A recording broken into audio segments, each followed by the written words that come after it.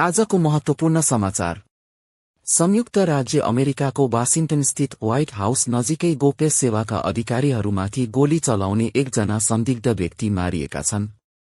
शनिबार साँझ व्हाइट हाउसको सुरक्षा चौकीमा गोली चलाएपछि गोप्य सेवाका एजेन्टहरूसँगको दोहोरो गोली हानाहानमा ती व्यक्ति मारिएका हुन्।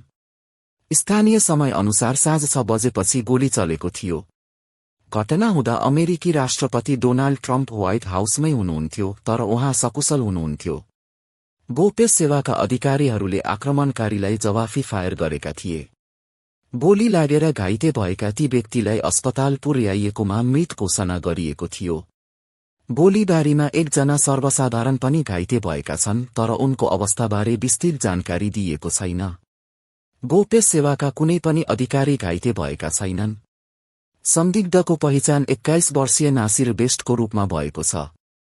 उनी मानसिक स्वास्थ्य समस्याबाट पीडित रहेको र यसअघि पनि व्हाइट हाउसमा प्रवेशको प्रयास गरेको बताइएको छ।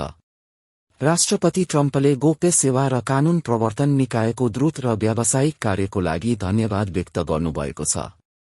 यदि यो समाचार मन पर्यो भने लाइक गर्नुहोस्, सब्स्क्राइब गर्नुहोस् र कमेन्ट गर्नुहोस्।